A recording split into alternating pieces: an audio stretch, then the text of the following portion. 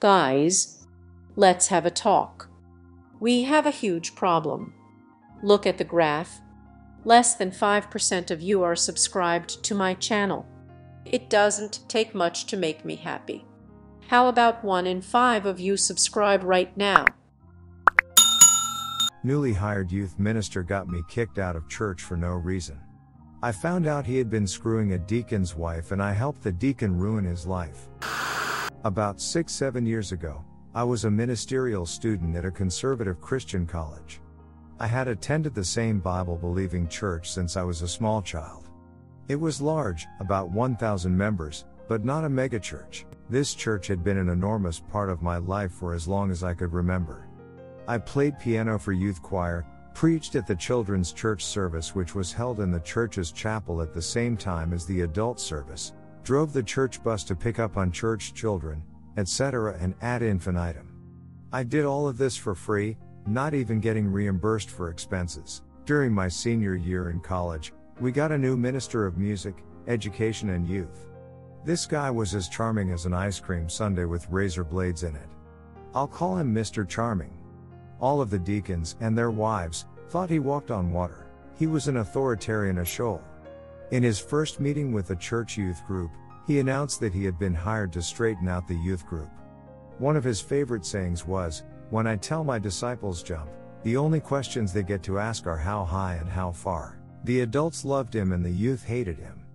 Within a few weeks, half of the high school and college students, i.e., all of those without parents in the church, had quit coming to church. Most youth directors would have gotten into trouble over this, but he had the audacity to proclaim, in front of the entire congregation in the Sunday morning worship service, that he had eliminated all of the thorny ground from the youth group, a reference to the parable of the sower in the Bible, and the pastor and all of the deacons loved him for it. He didn't waste any time going after what he really wanted, the pastor's job. The pastor, whom I'll call Pastor T, was about 60 years old. Within a few weeks of Mr. Charming's arrival, rumors started circulating about Pastor T's health. He was an avid runner and cyclist and that he just didn't seem to be as mentally sharp as he used to be. He frequently quoted long Bible passages from the pulpit, entirely from memory without me stating a single word, sometimes in Greek or Hebrew. Worst of all, however, was the accusation that he was really too liberal for the church. In my denomination, it is the kiss of death to even be suspected of being a liberal. None of these accusations made any sense, but people kept talking about them. I have no idea why the pastor didn't find out. Or maybe he did find out and was just too scared to do anything about it. In some denominations, like Catholic or Methodist, the denomination assigns pastors priests. Not my church's denomination. Each church calls the minister. This guarantees that every pastor always walks a razor's edge. The slightest slip and you're out. You don't even have to slip. Maybe you even do the right thing and it still offends enough people. It doesn't take many, just a handful if they hate you enough. Then you're out. Or maybe, like Pastor T, some creep just lies about you and gets your job. And, since the church often owns your house, the parsonage or manse, your entire family is suddenly homeless and destitute. Then I became a target. I still don't know why. A couple of months after starting to work for my church, Mr. Charming called me and informed me that my services were no longer needed at youth choir, children's church, bus ministry, anywhere. In fact, he said, he did not even want me to participate in any of these functions at all. Not even go to the Sunday morning worship service. I later found out that members of his family had been hired by the church, at very nice rates of pay, to perform these functions that I'd been doing for free. His wife got paid more for playing a beat-up piano at the 1-hour youth choir rehearsal than the main organist pianist got paid for playing for adult choir rehearsal plus Sunday mornings and Sunday evenings, when the youth choir sang. The wife could barely pick out the notes on a piano. This lady radiated bitterness, resentment and repressed anger. But she rarely said anything. She just sat there and glared, which was somehow even creepier than when she spoke. I was very hurt, emotionally, so I dropped by Pastor T's office, and tearfully asked him what I'd done wrong. I couldn't get a straight answer, except he told me that people are saying things about me and that if I wanted to get a good recommendation from him to our denomination's minister's school, I'd better shut up and do what you're told. So, I started asking all of my church friends what people were saying about me. Everyone said, "Well, I didn't want to tell you, and I don't believe it, but here's what I heard." According to the rumor mill, I had gotten my girlfriend pregnant and forced her to have an abortion. I hadn't even had a girlfriend since junior high, and I'd been arrested for possession of marijuana, and my dad had had to pay a bunch of money to hush it up. I didn't even know what pot looked like. There were other rumors, but you get the idea. I did what Pastor T told me to. I never darkened the door of that church again except once, months later, see below. It hurt like hell. I'd devoted my life to that church since I was a little kid. But I had to have Pastor T's recommendation to get into the minister's school I wanted to go to, and the pain was unbearable just driving by there. So I decided to keep my distance. But I started thinking about Mr. Charming. Anyone who was that evil had to have a past, and it probably wasn't a good one. I knew that, just before working for my church, he had worked at a large church, in the same denomination, in a small town about 50 miles away. That church was actually about twice the size of my church, so he had moved from a big church to the same job at a smaller church. A bad career move? Running away from something? There was something rotten in Denmark. And it smelled like an opportunity for me. As luck would have it, one of my uncles and his family lived in that same small town, although none of my family attended Mr. Charming's former church. So I called one of my cousins, told her my story, and enlisted her as a co-conspirator. I'll call her Anne. The next Sunday morning, Anna attended Sunday school and morning worship at Mr. Charming's old church. Although Anne had never been a member of that church, it was a small town where everyone knew everyone, so she knew most of the people there. She started asking about Mr. Charming, and got an earful. Every one of her friends said that Mr. Charming was a world-class creep. He would flirt with, and even make suggestive comments to, all of the girls in the youth group, even those in junior high. He was 40+ years old and had a wife and 3 children of his own. And then there was the touching. Never anything obvious or illegal. But he loved to put his hands all over the young ladies, whenever their parents weren't around. But, just like at my former church, the adults loved him because he kept the youth in line. Our investigation went on for several weeks. I kept a low profile so as not to arouse suspicion. Mostly, I just stood around, ate donuts, drank coffee, and talked about football. And did most of the work because she knew so many people, and it was perfectly natural for her to attend this church in her hometown, even if it was not the church she usually attended. After church was over, we would go to her house, have a delicious Sunday lunch cooked by my aunt, and then write down everything we had learned. By then, Anne's whole family were in on my investigation. They were as angry as I was about the way I'd been treated, and our weekly report made interesting lunchtime conversation. Within a few weeks, I was sure that all I had to do was drive a few of these young ladies, and their parents, friends of my aunt and uncle, down to my old church, let them tell their stories to the parents of a few girls in the youth group, and Mr. Charming would become Mr. Unemployed. But it kept getting better and better, so Anne and I kept digging. And I really wanted to keep a low profile if I could, because I didn't want to PSS off Pastor T any more than I had to. He knew a lot of people in the denomination, and he could easily ruin my ministerial career before it even started. Finally, after a month or so, Anne grabbed me by the sleeve and said, "You've got to hear this." She introduced me to a well-dressed, very large guy, maybe 35 years old. I'll call him Fred. We slipped off into a Sunday school room where we would not be overheard. It turned out that Mr. Charming had had a multi-year affair with Fred's wife. Fred had kept his cool when he found out, talked with a lawyer, and had spent months gathering evidence. Text messages, voicemails, emails, even photos and videos with Fred's wife and Mr. Charming in them. Apparently, Mr. Charming got stimulated by watching videos of himself doing the wild thing with Fred's wife.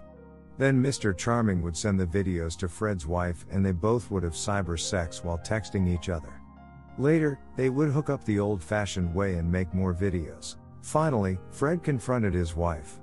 She denied everything, but the evidence was just too much.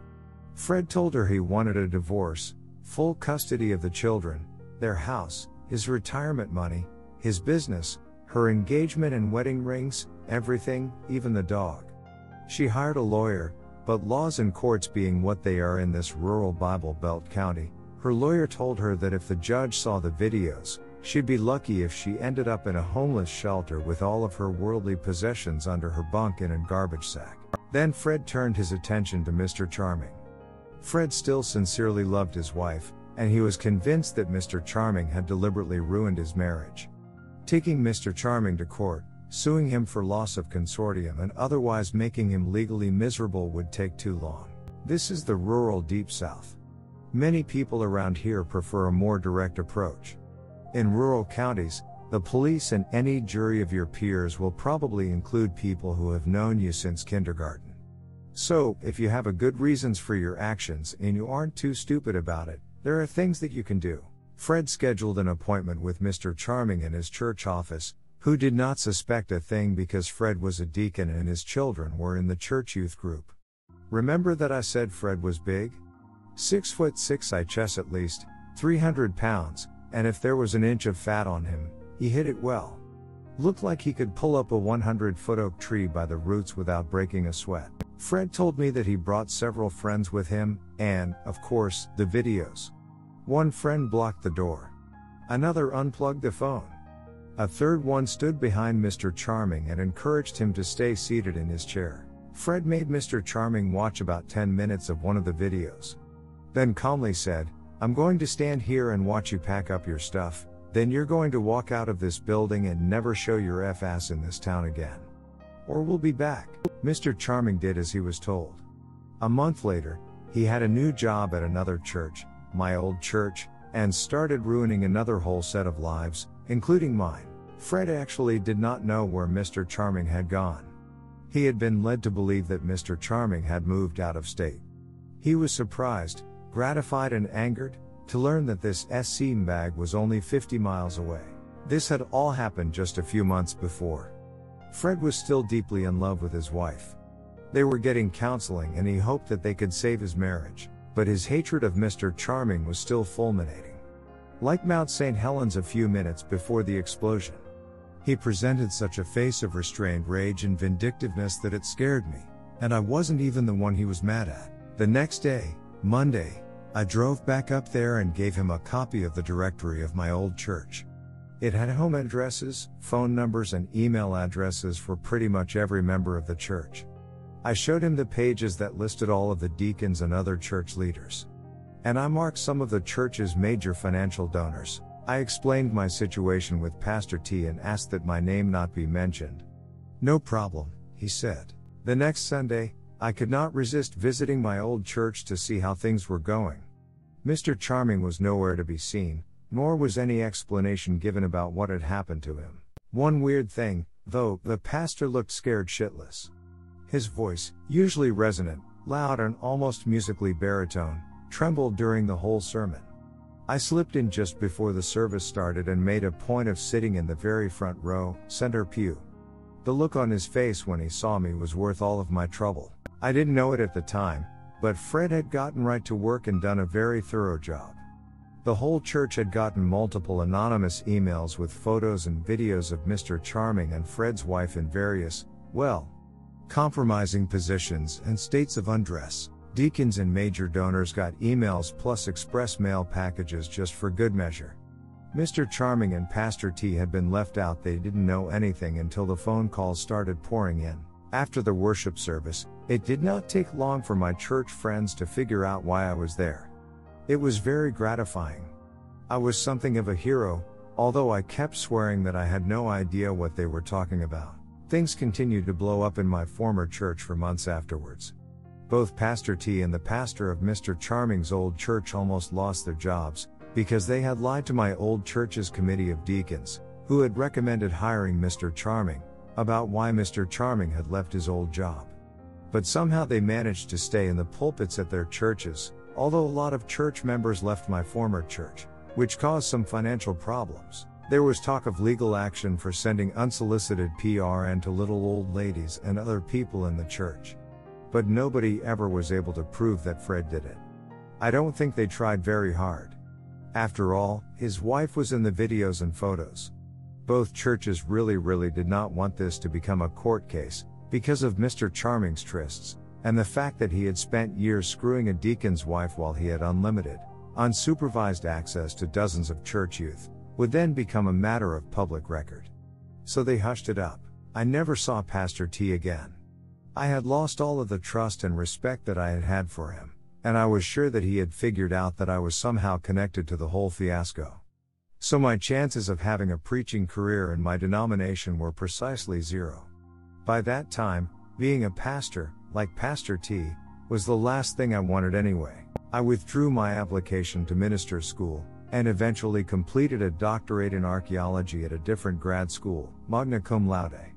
I've been teaching at a large, public university in the Midwest of the USA, with summer gigs on archaeological digs in Europe.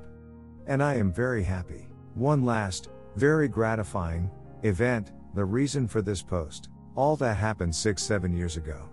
Fast forward to last March.